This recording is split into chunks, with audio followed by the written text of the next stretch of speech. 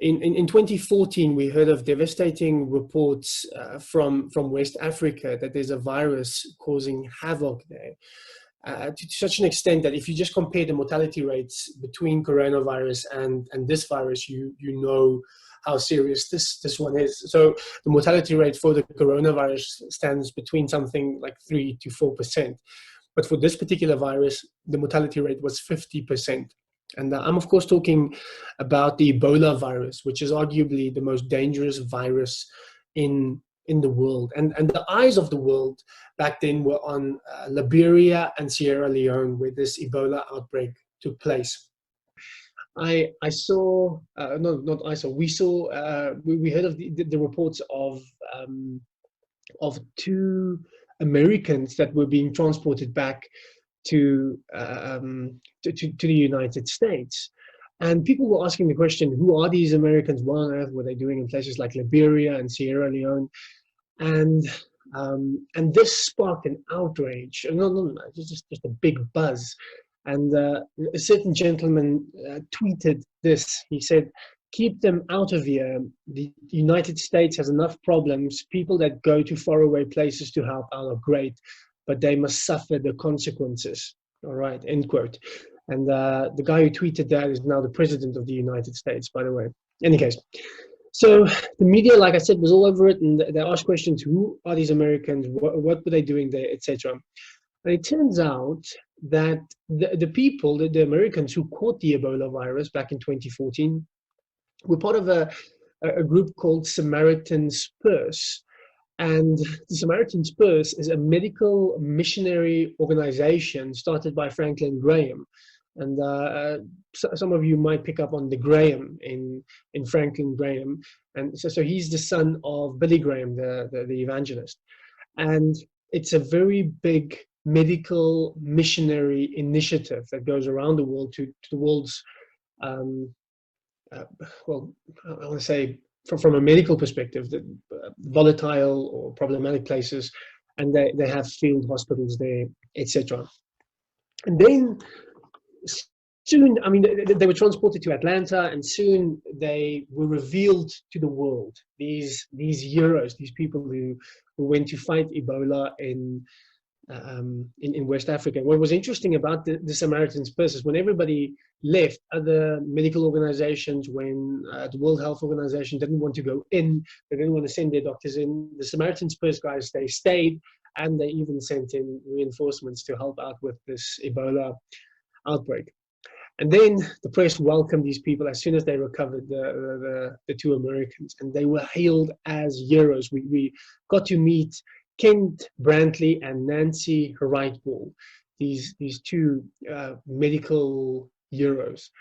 And man, oh man, were they ordinary looking, very nerdy. They attended way too many Sunday schools in their lives. It's very evident just from a photo. And it was as if the world didn't quite know what to make of these guys.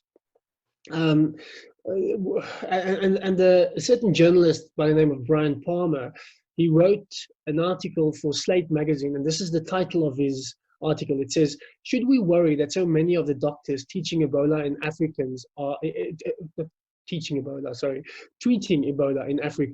are missionaries? Should we worry that so many of the doctors treating Ebola in Africa are missionaries?" What an interesting title. And he says in this article, "I still don't feel good about missionary medicine, even though I can't fully articulate why." And he tries to articulate why. He says that he doesn't like the idea of people being in a very vulnerable position when they are sick, and then there's a guy who is sharing his faith and his medicine, and maybe it's just a bad combination. But then the article is very bipolar. He interrupts himself the whole time. It's quite a fun read. And he says, "But the fact of the matter is the missionaries do not profit personally from their work. They are compensated very poorly, if at all, and many risk their lives." And at the end of his article, he ends his article with this. He says, "As an atheist, I try to make choices based on evidence and reason. Now, as a human, I seriously doubt that. All right, I don't think humans are nearly as rational as they claim to be. So in any case, but it's his article, so let me just shut up. So he says, as an atheist, I try to make choices based on evidence and reason, but until we're finally ready to invest heavily in secular medicine in Africa, I suggest we stand aside and let God do his work. And what's interesting is that Ken Brantley and Nancy Whiteball were later that year, as part of the other medical staff helping out and fighting Ebola in West Africa, were named Time Person or People of the Year.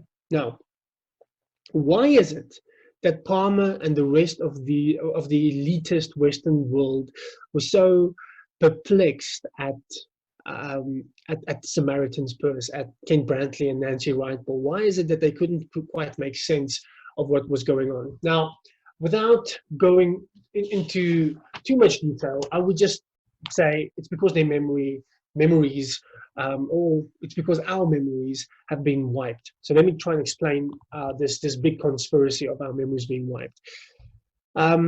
We learn when you do a bit of history, then you learn that you had the classical period, the Greco-Roman period, and this was this great period of where humanity flourished on so many levels, whether it's mathematics or philosophy, engineering, etc.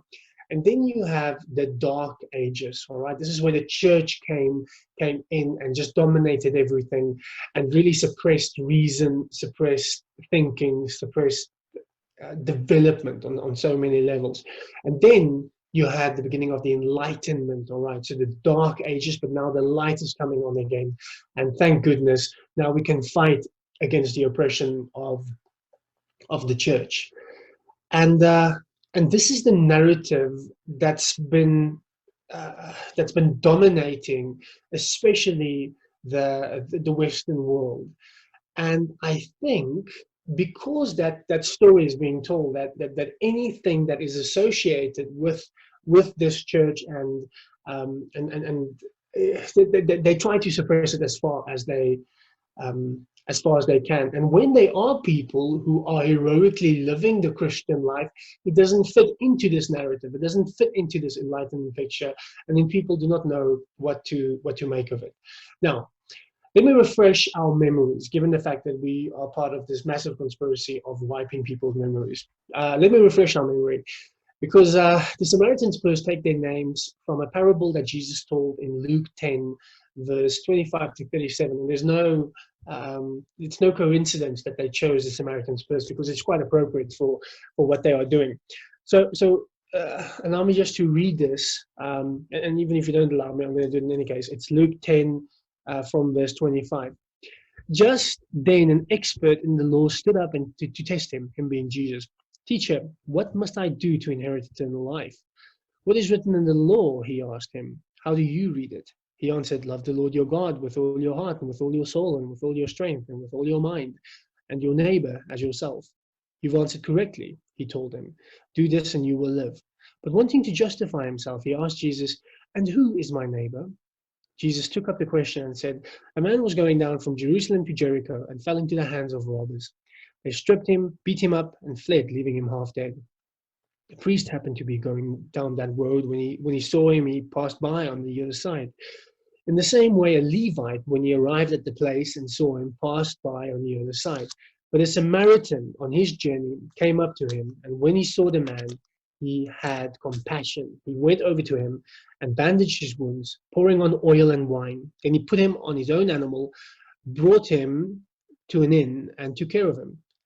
That next day, he took out 2 denarii, gave them to the innkeeper, and said, take care of him. When I come back, I'll reimburse you for whatever extra you spend. Which of these 3 do you think proved to be a neighbor to the man who fell into the hands of the robbers?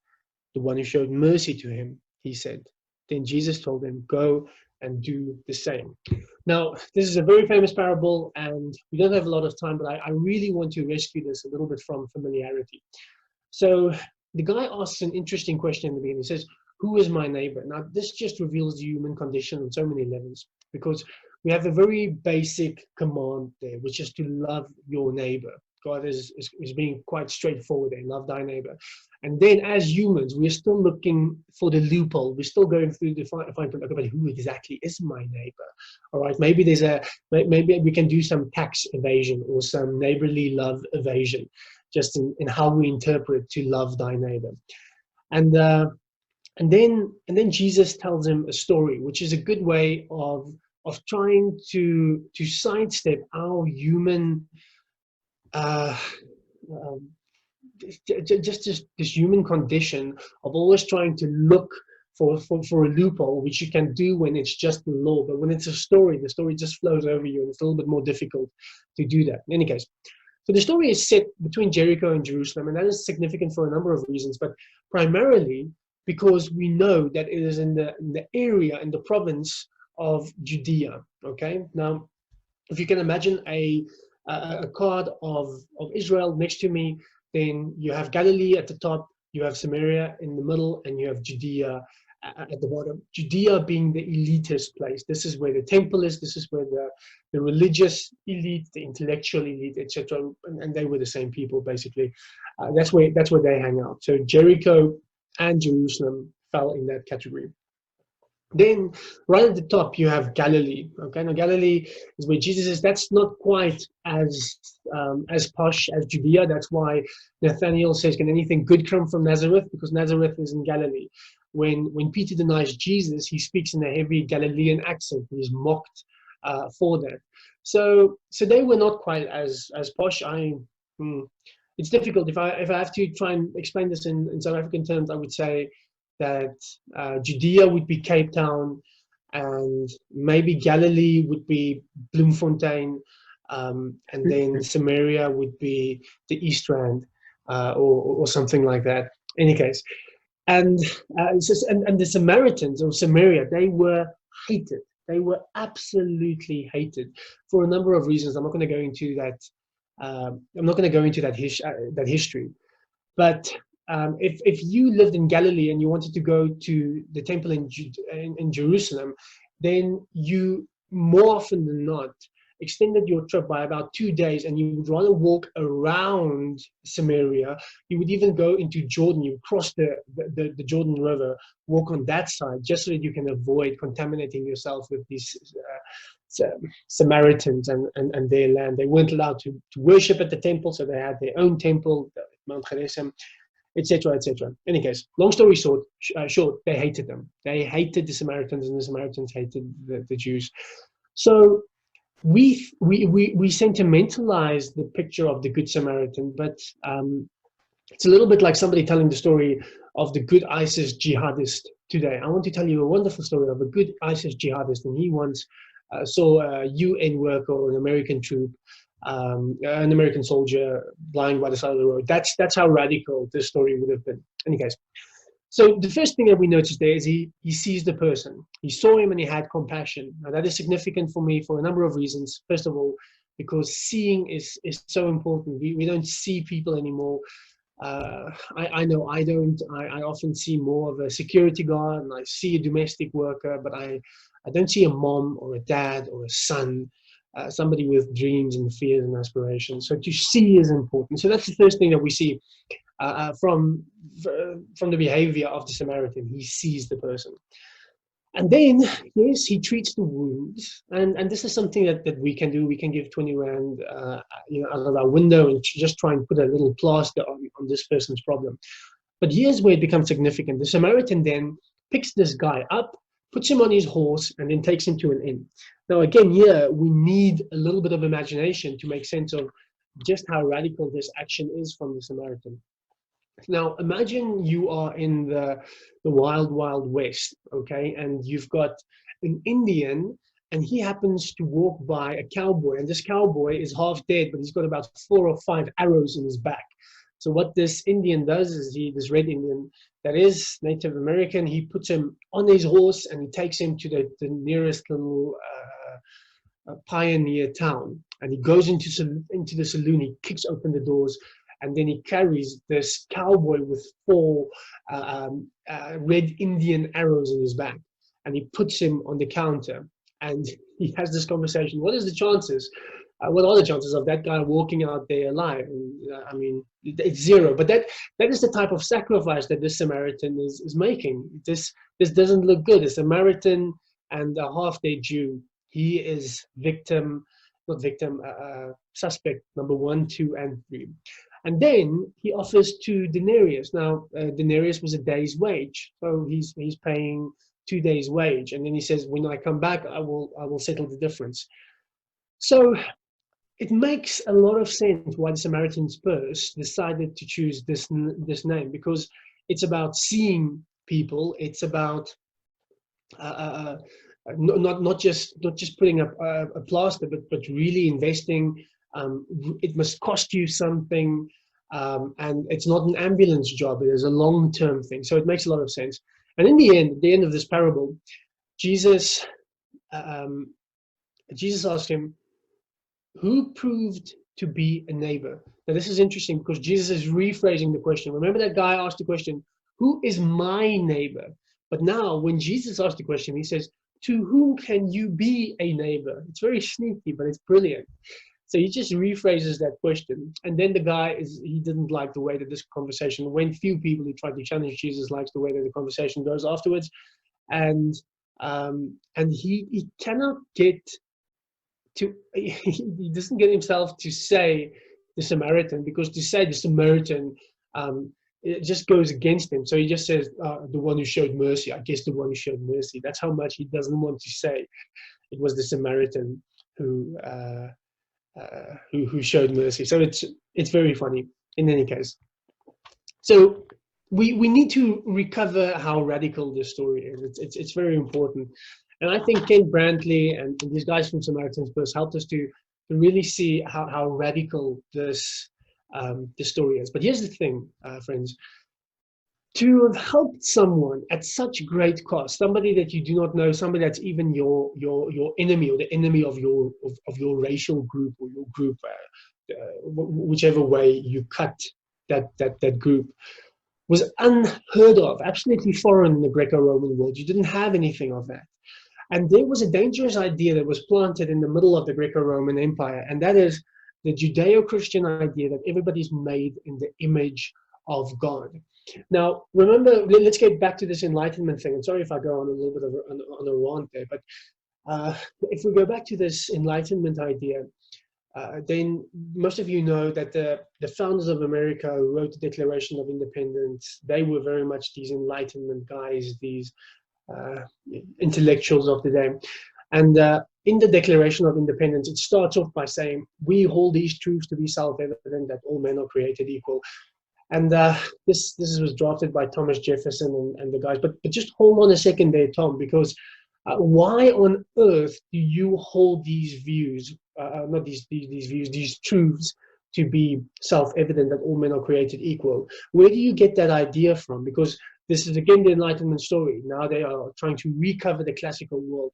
But Aristotle did not think that this was self-evident. As a matter of fact, he literally said inequality is the natural order of things, end quote. Cicero, one of the greatest Roman intellectuals, he didn't think that it's self-evident. Homer didn't think it's self-evident. Where did you get this idea from? And the reality is, I mean, don't believe me, Nicholas Wolterstorff is a philosopher from Yale University. He says it came from the idea that every human is made in the image of God. And this is something that we take for granted today. And it is nonsense. There's a historian, probably my favorite historian, not that I really have a list of favorite historians, but if I had a list, he'll be there. A guy called Tom Holland, and he's a classical scholar. He wrote books, especially on Rome. One is my famous book called Rubicon. And he says that he's always been obsessed with Caesar. He's not a Christian, Tom Holland. I don't think he's a Christian. But he grew up like most other English kids with an Anglican upbringing. So he said when he went to Sunday school, then he was more on the side of Pontius Pilate than Jesus, because he was just so impressed with Rome and the way that they operated that he was always siding with them. And then as he studied, he became this classical scholar, studying all things Rome and writing books on Julius Caesar and whatever. He realized that that the world, the Roman world, is actually foreign to his world. He doesn't quite recognize himself in it. And it's quite easy to identify why, because when Julius Caesar eventually went into Rome, there were posters all over the place saying, Julius Caesar killed 1 million and enslaved 1 million more. That was his campaign trail. The same way that Obama would say, make America great again, or the ANC, something for all, South Africa together for all, or something like that. His campaign trail was killed millions, enslaved 1 million more. The way that they saw the barbarians was atrocious. It wasn't dignifying. They didn't have any social services in those days. If you were born disabled, you ended up on a rubbish dump. If you were born a girl, chances were that you ended up on a rubbish dump. If you were born in a particular economic class, chances are that you stayed there. It was absolutely survival of the fittest. It was all about power. It was all about the glory of Rome. Yes, they built amazing theaters. Yes, they achieved great engineering feats, but we must acknowledge that between where we are now and the Roman world, something happened, and this is what it was. In an obscure corner in the Roman Empire, a very dusty corner, there was a poor Jew, and this guy was crucified. Now, if you were crucified, it means you were really unlucky, because if they gave you the death penalty, you had one of 3 options. So the first option, if they kind of like you, but you still need to die, they would burn you. If they were something in between, then they would feed you to the animals in the theaters. But if they really wanted to send a message, they would crucify you. And the message of the crucifixion was quite clear. If you cross us, as in us being Rome, then we will cross you. And they would just put you up in the air, about 10 feet up in the air, and you will be a billboard. You will be a billboard with birds flying around you saying, this is what happens when you cross Rome. And then in that dusty corner, you have a group of people who say, instead of ending the movement, because that's usually what the cross did, it would end a movement very quickly. But instead of ending a movement, it began a movement. Instead of ending a career, it began this career of Jesus Christ. And this was very perplexing to most of them. And they said, okay, well, what did this guy teach? Why is his mission still relevant? And he said, well, no, he taught things like, the least among you are the greatest. And, well, this is foreign to Rome. Cicero said rank must be preserved. This Jesus guy who was crucified said, forgive your enemy. Also very unique, Hannah Arendt, the secular Jewish scholar, said the discoverer of forgiveness in the realm of human affairs was Jesus of Nazareth. So Jesus is the guy to introduce this idea of humility, of forgiveness. Blessed are the poor. What an absurd thing to say. To such an extent that the great German philosopher Friedrich Nietzsche later reflected on all of this, and he said, I hated the slave morality of the Judeo-Christian world. And later, a follower of Jesus called Paul, in Galatians 3:28, said that everybody is now equal. And this, as Thomas Cale and other historians have noted, is the first egalitarian statement in history. But the fact of the matter is that although this was strange, the Romans just continued being Roman, and the Jews just continued being this new band of Christians just continued being Christian. They preached something very strange, something about the cross. They said, we preach Christ and we preach him crucified. And this meant that probably the most horrifying thing that Rome could do to you, these Christians have now redeemed it. They turned it into something that is significant, something that is meaningful. And that is very, very bad if you're a tyrant. If any of you ever want to start tyranny, then it's not good if your biggest weapon that you have to scare people is redeemed and turn into something meaningful. And it was almost as if every time the church would hold up the cross, and even today when the church holds up the cross, you are mocking the powers that be. In any case, like I said, Rome went on being Rome, Christians went on being Christians. And then a few years later, an epidemic struck the Roman Empire, killing at least a third of them. And it also killed the philosopher emperor called Marcus Aurelius. And today people suspect this was smallpox that killed everybody there. And the rich ran away. They went to their villas in the countryside. the pagan priests ran, the doctors ran, the leaders ran, and they went to quarantine themselves in isolation. This happened in 165 AD. It's called the Plague of Galen, just because he's the guy who wrote a little bit about it. Now, Galen was one of the most famous medical minds of his day, and today medical historians use his work to try and figure out what went on in those days. But one thing that they've noted is that whenever he talks about the plague that is named after him, unfortunately, it's never nice when the plague is named after you. The plague of Johan, that's not necessarily how I want to be remembered. But in any case, the plague of Galen, what people note is that his references and information on it is notably thin. He doesn't say a lot, and it's uncharacteristically so, because usually he goes into so much detail. And they came to the conclusion the reason why this happened is because he hid. He ran away. He didn't see the plague and everything that came with it. So he quarantined himself, probably in modern day Turkey, then Asia Minor. And the Christians had a different approach. In Matthew 25, verse 45, we read this very challenging verse. It says, "Whatever you've done for the least of these, you also did to me." Jesus told parables, like we read earlier, of people from a different race helping outsiders in a significant and in a costly way.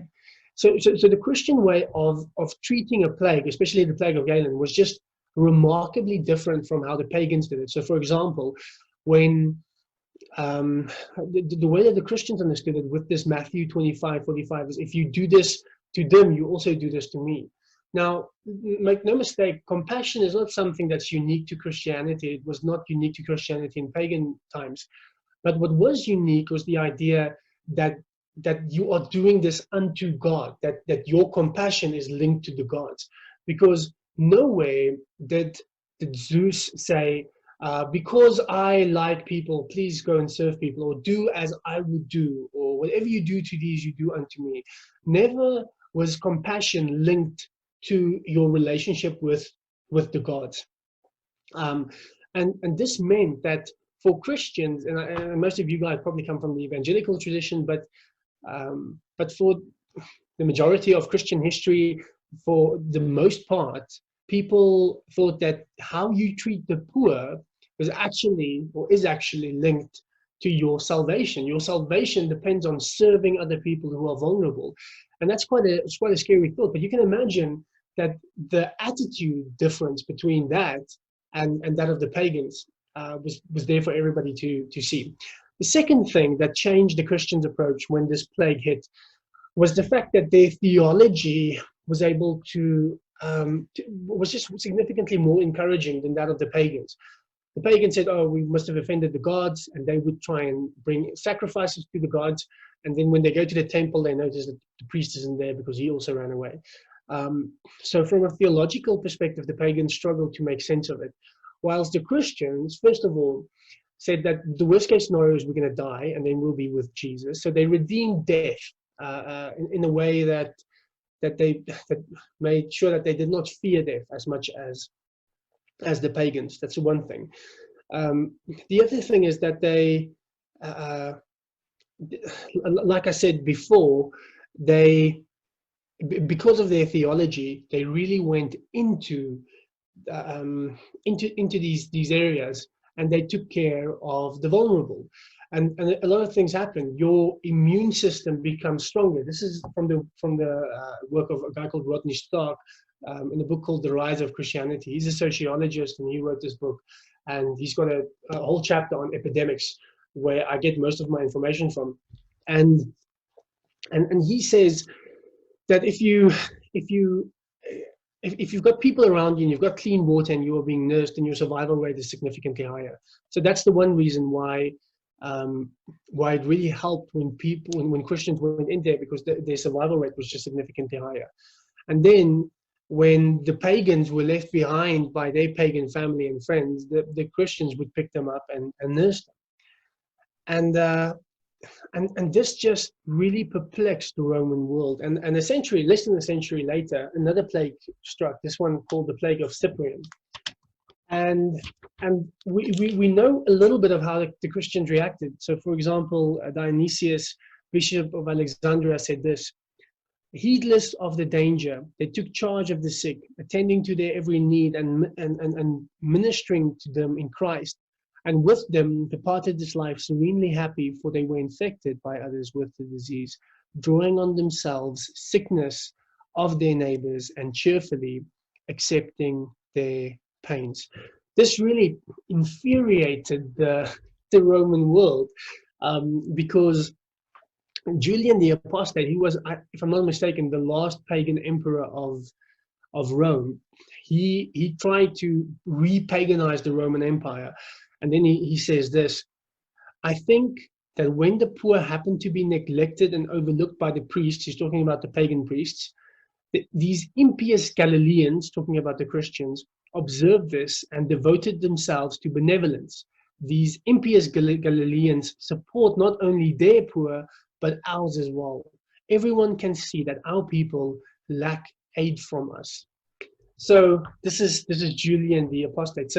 So the Christians just did something radical, and I quite like how Rodney Stark puts it. He says, "If I am right, then in a sense, paganism did indeed topple over dead, or at least acquire fatal illness during the epidemics, falling victim to its own inability to confront the crisis socially and spiritually.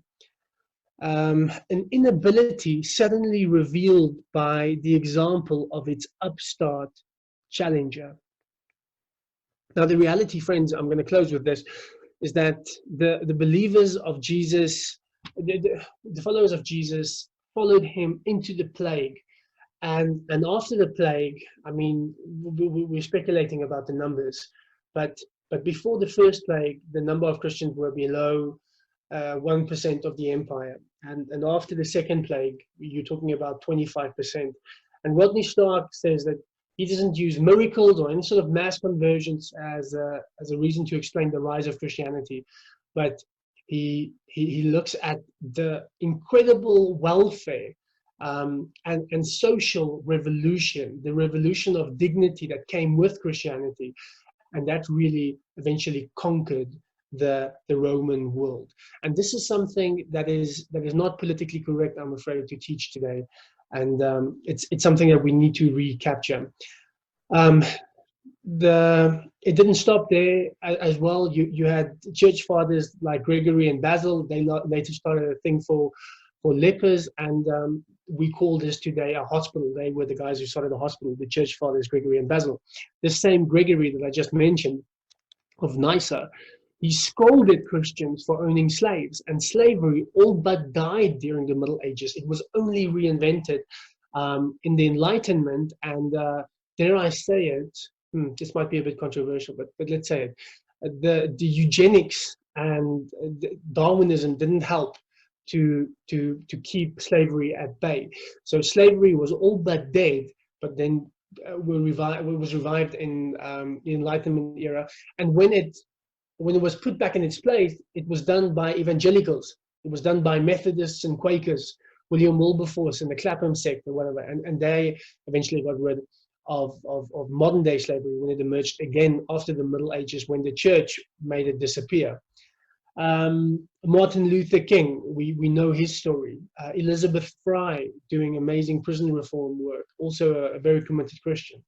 And here in South Africa, go read a little bit about Albert Lutuli, a Methodist lay preacher who resisted apartheid but in a non-violent way, a true hero with some deep thinking that I think we should give more attention to. And the reason why I'm going on about all of this is I just thought about this tradition, this rich Christian tradition of running towards the plague, of really fighting this fighting a pandemic in a very sacrificial way, and how they were able to do it by reflecting on the parable of the Good Samaritan, reflecting on the teachings of Christ, and how they really changed the world for the better. And if you compare that to the reaction that we saw, at least here in Pretoria, prior to the lockdown, where you had all these Waterkloof tannies running into Woolworths buying 16 packets of toilet paper, and and I just had this image in my head where this lady, after getting all of her stock, again hundreds of toilet paper, and just buying frantically, takes all of her stock and she enters her Waterkloof mansion. And as she walks in, just next to the door, there's this little artwork that says faith, hope, and love, as is the case here in Pretoria. Faith, hope, and love, or maybe another passage from scripture written against the wall. And then she takes her stock and everything, because she's safe now with her 2 or 3 ply toilet paper.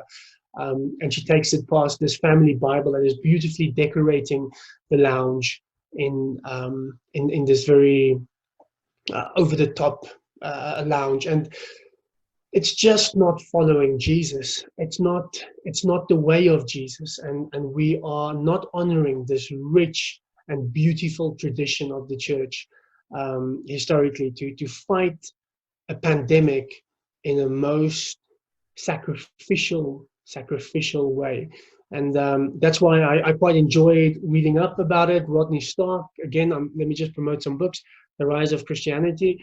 Another book that is very accessible on a number of levels is this book by John Ortberg called Who is This Man? I can recommend that as well. And then if you're really into this kind of thing, Tom Holland wrote a book recently called Dominion, and it's called The Making of the Western Mind, but that was the name chosen by his publisher. But it's actually about the rise of Christianity, and how the modern Western world take it all for granted. But the welfare state, all of these things can directly be traced back to Christianity, and we've sold ourselves a lie to think that these are the ideals of the Enlightenment. It's absolute rubbish. So you can order that book online, Dominion by Tom Holland. I'm going to stop there and allow for some questions. Johan, thank you very much for the talk. That was really informative, and I really appreciate that you draw on history and past experiences for us to look at today. But I do like the question, and it's exactly the one that I was going to ask by M. Tempest. How do we run towards the plague today? In this time of social distancing, when ordinary people reaching out is seen as social disobedience, even criminal. This past week, well, actually the last few weeks, I've noticed churches in America, disobeying the ban. And just this past week, one of the senior pastors of a church died of the very coronavirus. So the question is, how do we live like Jesus without being irrational or irresponsible? Yeah, so that's the problem of this plague, is that you can have the best of intentions and you can try and be heroic, but you're going to be part of the problem because of how this particular disease works.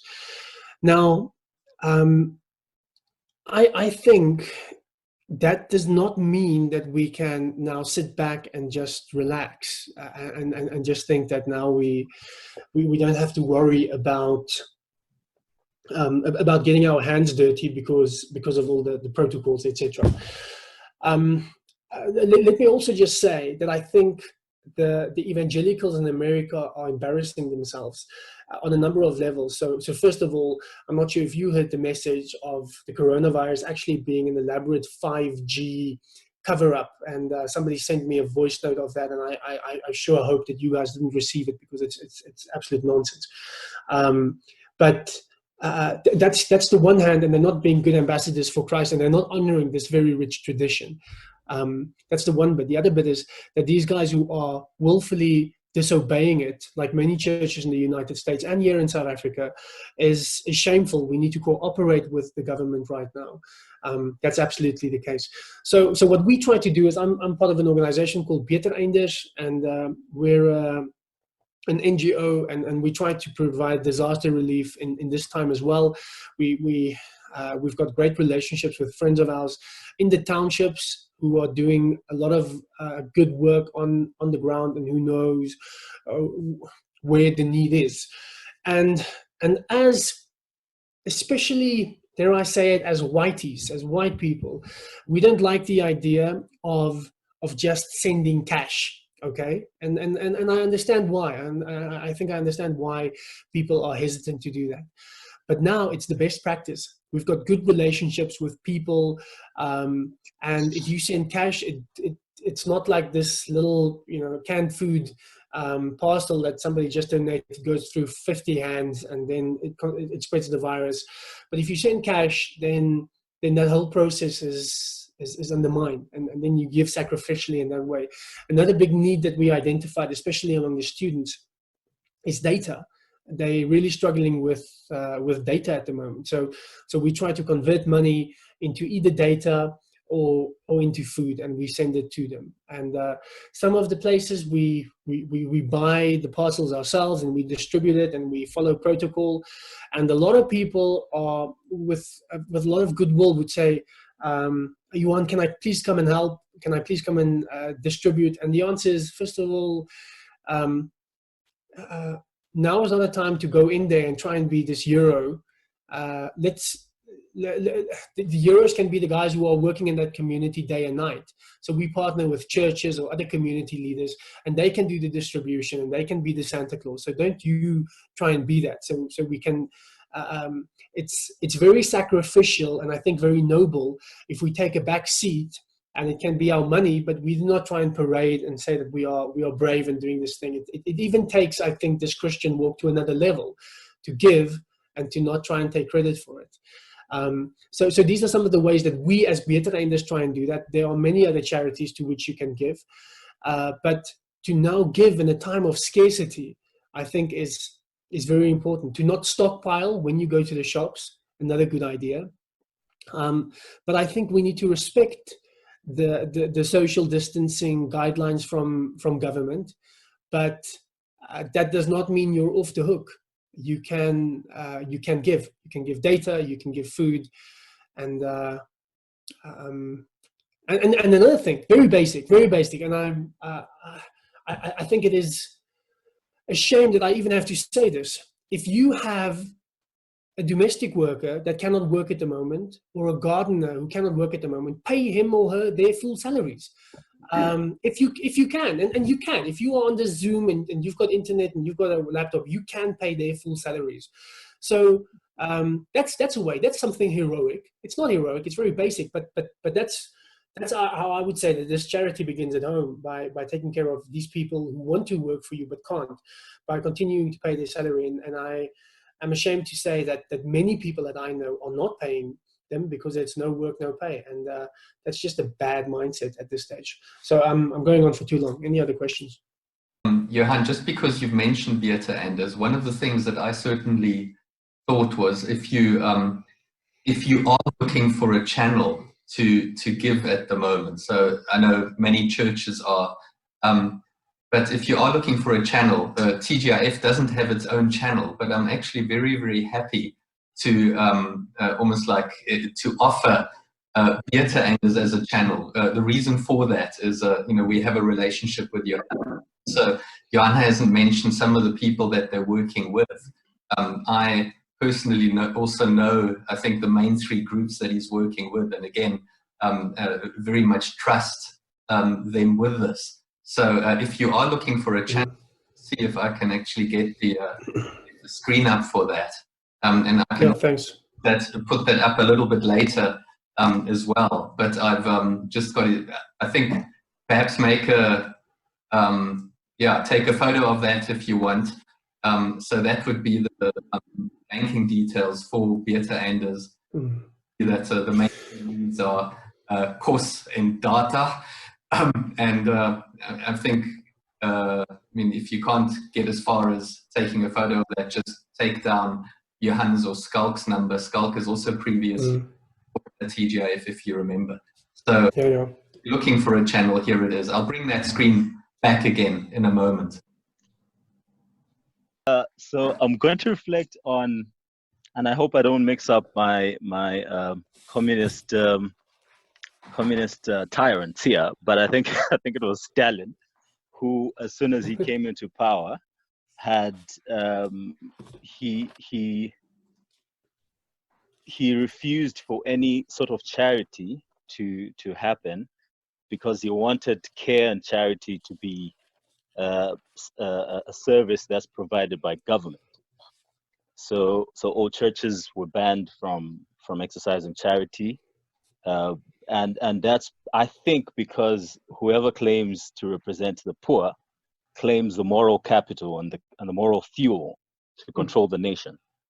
So he understood that if this service of charity was channeled through government and through the service of government, then people will be sympathetic towards government rather than an entity like a church or any sort of, entity that would take on that service. I think it's something for us to learn from, if we can learn from a communist tyrant, as well. That it's an actual real thing. Charity impacts worldview, people's worldview. And I think when we start to deal with worldview and social structures, we're discipling nations more effectively.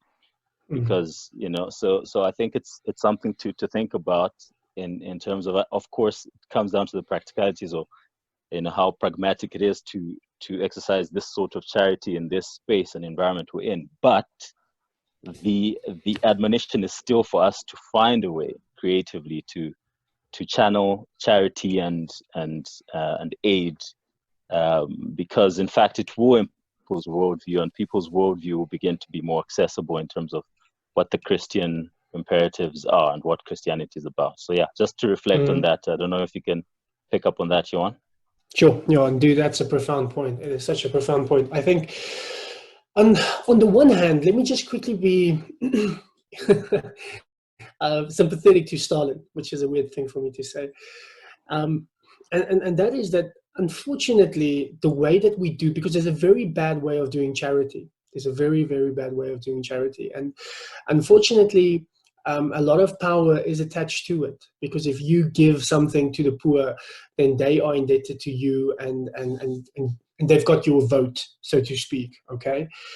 And that is, it can be a problematic way of doing it. But again, this guy who told us to give, who we try to base our lives on, forget about us, the Samaritan Purse guys, that's who they try to base their lives on, and are willing to evidently lose their lives because of it. They also listen to him when he says that your left hand shouldn't know what your right hand is doing.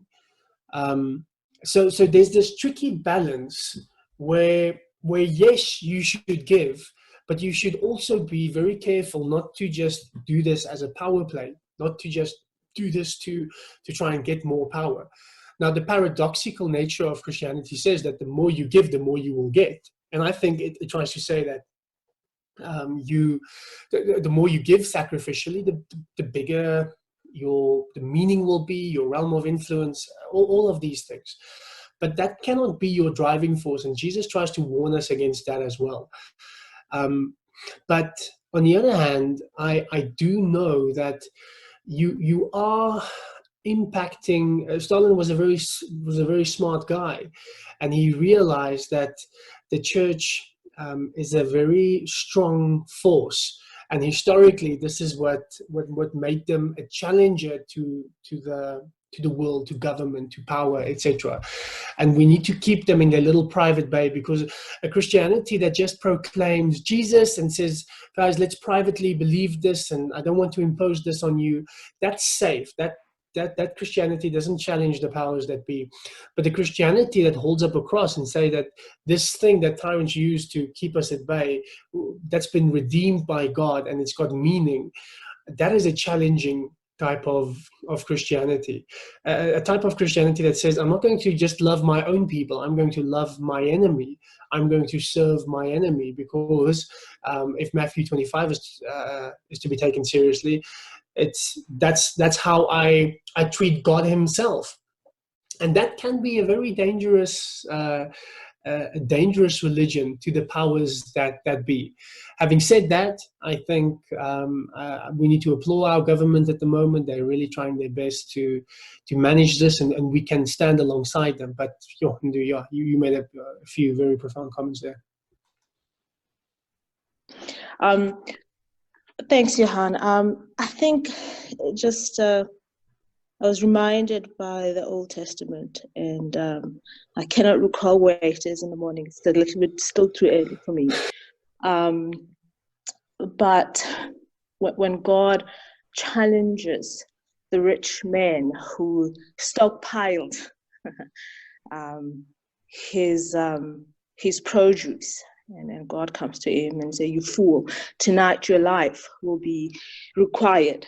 And I think part of the challenge in the church that I see, I may be wrong, is the way that we view ownership and possession. If we truly viewed what we have, what we've been blessed with, what we've been given by the hand of God as things that are not necessarily things that we were meant to control and to own in a very selfish way. I think it would be, perhaps it would lead more to a sacrificial church, to us running to the plague and not away from the plague. So I suppose, it's funny how Mdu was talking about communism. And communism and socialism are the swear word, right? But the idea that possession is not an individual thing. These are things that we've been given, and so we should have an open hand in the way that we use them. I think the church still needs to really seriously have a discussion about ownership and possession and what that looks like for the church now.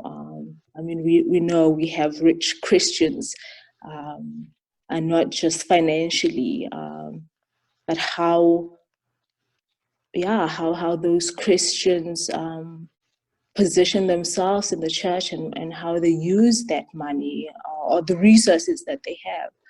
Yeah, it's an important question to ask and to have in the church. So the passage that you refer to comes from Luke 12, it's the parable of the rich fool. And Luke's got a lot to say about money. He's a very interesting guy in terms of that. And what's interesting about that parable is the amount of time that the word "I" is being used. So I'll just quickly read it to you. Then he told them a parable. A rich man's land was very productive. He thought to himself, "What should I do? Since I don't have anywhere to store my crops, I will do this." He said, "I'll tear down my barns and build bigger ones. Then I'll say to myself." And what commentators tell us about this passage is how tragic it is, because here you've got a guy in a very social, ancient environment, and he's talking to himself. He says, "And I'll say to myself." And the message there is that a lot of money breeds isolation. You end up talking to yourself. And I'll say to myself, "Self, let's buy something bigger. Let's make the barns bigger." It's a very tragic and a very clever little parable. So thanks for alluding to that. So some of what's in my thought, around, if I may just briefly say, and I guess I haven't framed my question clearly for myself, but is when you talk about running into the plague. So on the one hand, I find the response of South Africa has been phenomenal in terms of responding to the have-nots in numerous ways, both working with the homeless, both the government's response in trying to help informal traders.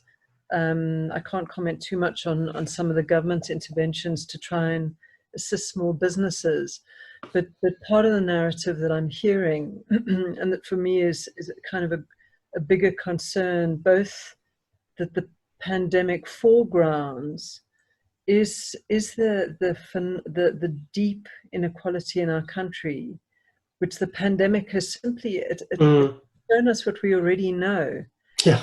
So on the one hand, there's this incredible outpouring of giving and wanting to treat what is a symptom of something far deeper.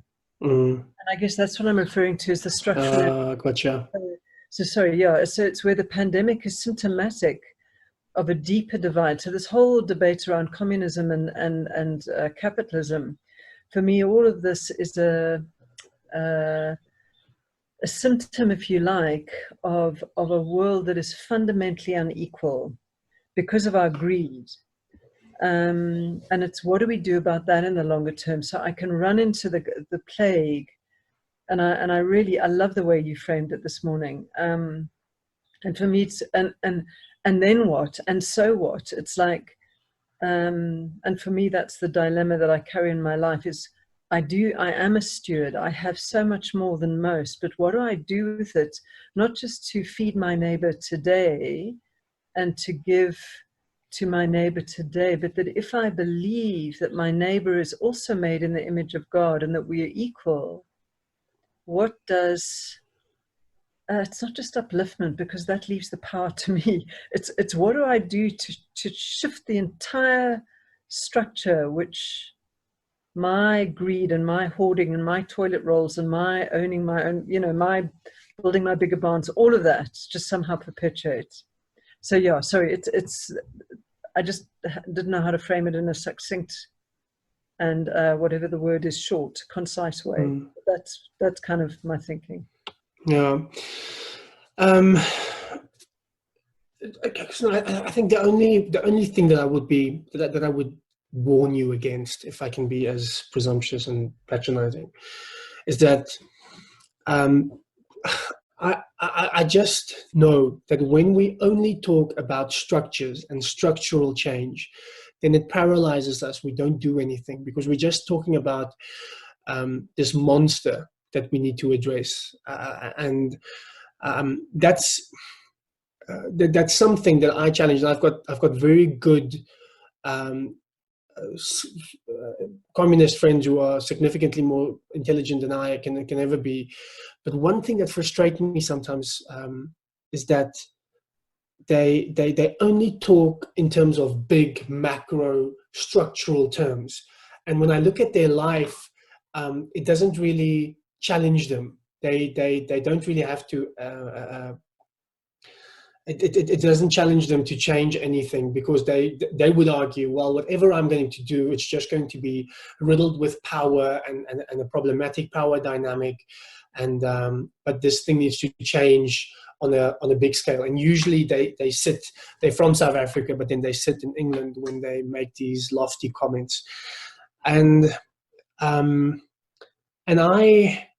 I think we just need to be mindful that yes, something structural and big must also happen, but that does not mean that we cannot get our hands dirty. It's really.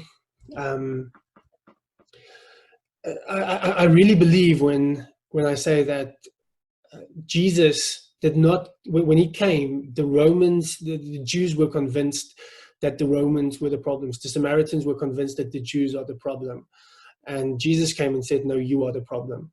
I am the problem. G.K. Chesterton, when he was asked what's wrong with the world, he said, dear Mr. Editor, regarding your question, what's wrong with the world, I am sincerely yours, G.K. Chesterton.